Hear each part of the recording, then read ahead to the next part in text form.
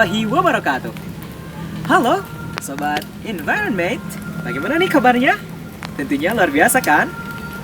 Perkenalkanlah, saya Muhammad Fahmi Reksa Al-Farisi, peserta yang Environment Batch 1, asal dari kampus UIN Sunan Gunung Jati, Bandung.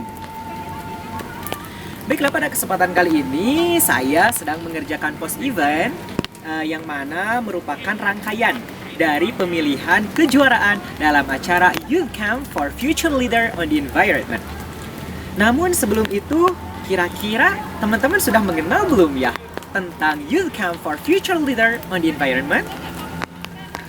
Saya akan perkenalkan terlebih dahulu.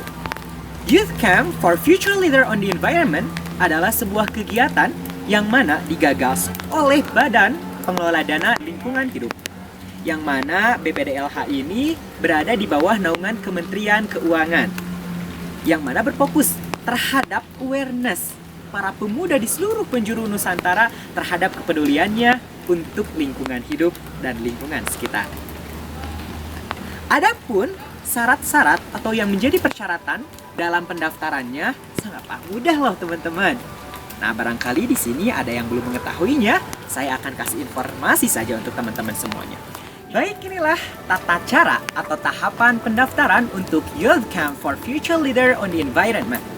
Yang pertama, kita harus mendaftar terlebih dahulu, yang mana nanti di formulir pendaftarannya itu terdapat 2 persyaratan. Yang pertama, kita harus membuat video dengan tema yang sudah ditentukan, yang mana kemarin jika tidak salah ada 7 tema dan teman-teman harus memilih salah satunya.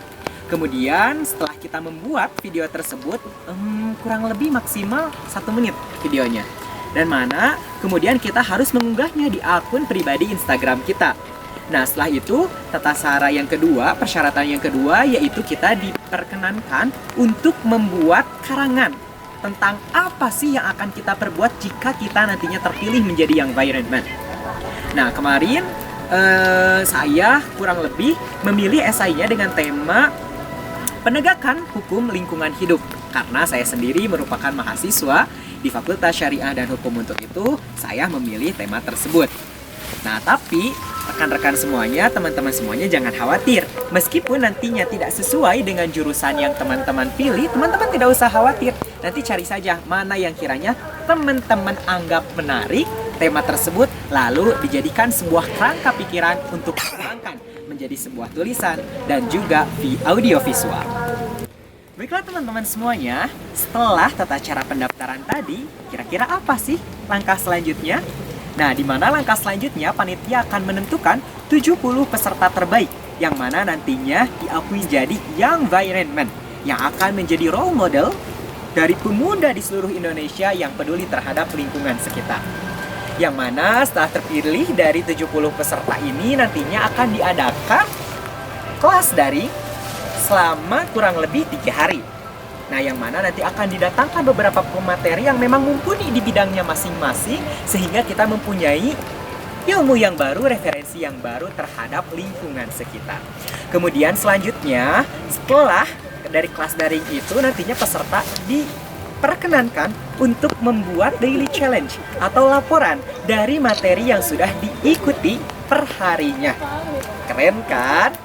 Dan yang terakhir, yang tidak kalah menariknya, nanti setelah kelas daring itu akan ada field trip gratis dong teman-teman. Dan alhamdulillah kemarin saya mendapatkan field trip ke Lombok. Nih masih ada nih tiketnya. Yang mana di Lombok itu kurang lebih kemarin kita 4 hari. 4 hari jadi 2 hari perjalanan, kemudian 2 hari kita visit gitu ya, visiting kepada tempat-tempat yang memang sangat cocok gitu, untuk kita datangi ke sana. Kemudian selanjutnya barulah ada post event challenge, yang mana post event challenge ini nantinya kita harus melaporkan dalam bentuk sebuah paper, juga dalam bentuk sebuah konten YouTube, dan yang sedang saya buat saat ini merupakan langkah terakhir dari perlombaan Youth Camp for Future Leader on the Environment. Tentunya lomba ini sangat menarik. Di samping kita bisa jalan-jalan dengan gratis, kemudian kita juga mendapatkan fasilitas yang sangat banyak sekali dari Kementerian Keuangan dan dari BPDLH. Dan juga kita mendapatkan referensi teman baru yang mana ilmunya tidak kalah keren, tidak kalah menarik dari orang-orang yang sudah kita ketahui sebelumnya. Tentunya ini menjadi penasaran kan teman-teman? Untuk itu, Tunggu apa lagi? ayo saya tunggu teman-teman semuanya untuk menjadi Young Environment di batch kedua. Selamat berjumpa di Youth Camp for Future Leader on the Environment batch 2.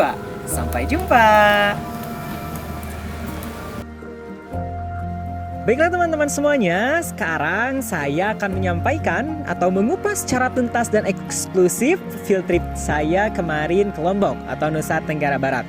Di mana pada mulanya saya berangkat dari Bandara Hussein Sastranegara dari Bandung, tepatnya 2 orang bersama rekan saya, satu lagi ada Kang Lukman Ali dari ITB.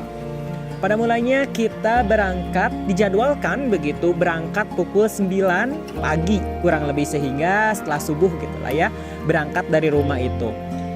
Namun qadarullah sangat-sangat tidak diharapkan begitu ya, lagi-lagi kita delay.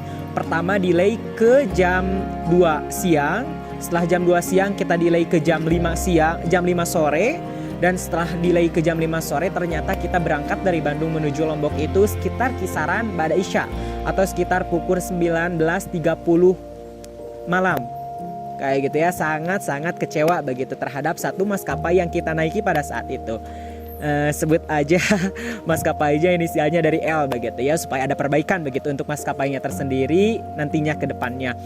Jadi kita tidak mengikuti satu kegiatan di Sembalun yang mana pemandangannya indah sekali. Bisa saksikan teman-teman di sini. Indah banget bukan pemandangannya? Yang mana Sembalun itu merupakan kaki Gunung Rinjani. Nah, jadi kita melewati satu kegiatan tersebut sehingga kita pada malam itu langsung berangkat dari Bandung, transit terlebih dahulu di Bali, kemudian kita menginap di Bali, and it's so creepy man. Di Bali itu kita menginap di suatu hotel yang mana ditempatkan oleh pihak maskapai, dan entah itu nama hotelnya apa, dan kita ditempatkan di lantai 4 begitu ya. Untungnya kebetulan saya bersama rekan saya 2 orang begitu, sehingga tidak terlalu begitu semenyeramkan yang dibayangkan begitu. Tapi alhamdulillah kita berjalan dengan lancar dan berangkat ke Lombok dari Bandara Ngurah Rai itu sekitar pukul 7 pagi begitu. Sekitar 7 pagi kita berangkat ke Bandara LOP atau Lombok. Nah, barulah kita dijemput oleh pihak travel dan kita bisa mengikuti kegiatan ketika di Senaru begitu. Senaru juga kurang lebih masih trek ke Gunung Rinjani begitu ya, hanya saja jauh gitu dengan Sembalun begitu, jauh hanya dengan Sembalunan. Dan disayangkan di Senaru itu kita kebetulan datangnya ketika hujan besar sehingga kita tidak dapat mengunjungi salah satu air terjun yang ada di Senaru begitu. Tapi kita juga bisa menikmati makan dan menikmati air terjun dari kejauhan. Setelah dari Senaru itu kita langsung bermalam di sebelum bermalam kita belanja dulu untuk rekan-rekan kerabat kita begitu ya di Lombok Eksotik, kemudian dilanjutkan makan. Setelah makan juga kita bermalam di Golden Palace Hotel yang mana merupakan hotel, bisa dibilang hotel terbagus begitu ya di Lombok pada saat itu. Kemudian keesokan harinya barulah kita mengikuti kegiatan sebagaimana mestinya begitu. Yakni kegiatannya kita pertama mendatangi Kuta Mandalika, pantai Kuta Mandalika. Setelah dari Kuta Mandalika kita mendatangi desa adat suku Sade. Kemudian juga kita belajar menenun di desa Sukarare. Kemudian juga selanjutnya kita juga bermalam di Tuna Cottage, yang mana Tuna Cottage ini terletak di Taman Wisata Alam Gunung Tunak, yang mana berseberangan langsung begitu ya. Posisi cottage-nya itu berseberangan langsung menghadap ke Samudra Hindia. Keren bukan? Taman Wisata Alam Gunung Tunak merupakan salah satu dari 17 kawasan konservasi yang dikelola oleh Balai Konservasi dan Sumber Daya Alam Nusa Tenggara Barat. Taman Wisata Alam Gunung Tunak ini terletak di Desa Mertak, Kecamatan Pujut, Kabupaten Lombok Tengah, dan merupakan perwakilan tipe ekosistem hutan musim dataran rendah atau hutan musim bawah. Formasi vegetasi hutan Taman Wisata Alam Gunung Tunak membentang luas dengan luas kurang lebih 1217,91 hektar dan ditumbuhi oleh beberapa jenis flora dan fauna yang beragam. Taman Wisata Alam Gunung Tunak memiliki 3 jenis atraksi untuk menarik kunjungan wisatawan. Yang pertama, ada atraksi alam, yakni yang terdiri dari pantai, gunung, hutan, hewan liar, dan tumbuhan. Kondisi yang sangat bervariasi ditunjukkan oleh Taman Wisata Alam Gunung Tunak, mulai dari kawasan pesisir sampai ke hutan dan pegunungan. Kedua, atraksi wisata budaya salah satu potensi dan daya tarik wisata yang dapat mendukung pengembangan pariwisata, khususnya pada destinasi pariwisata. Yang ketiga, atraksi buatan manusia itu sendiri. Salah satunya ada Pusat Ekologi Kupu-Kupu, dibangun atas kerjasama Indonesia dengan Korea Selatan, difungsikan sebagai media edukasi dan sarana wisata. Taman wisata juga memiliki fasilitas Sanctuary Rusa Timor atau biasa disebut dengan Cervus timorensis sebagai salah satu upaya penyelamatan satwa yang dapat juga menjadi sarana pendidikan dan penelitian bagi masyarakat.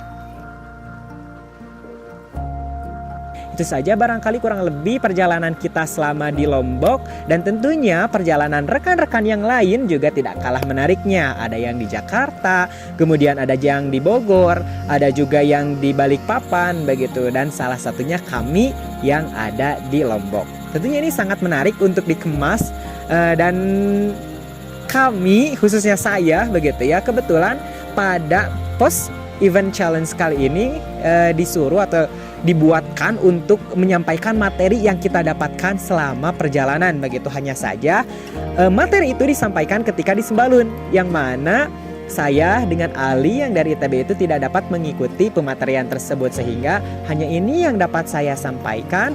Barangkali nanti saya bisa membagikan lagi begitu ya beberapa referensi tentang lingkungan hidup dan alam sekitar. Itu saja yang dapat saya sampaikan. Sampai jumpa di Youth Camp for Future Leader Batch 2. Salam Lestari.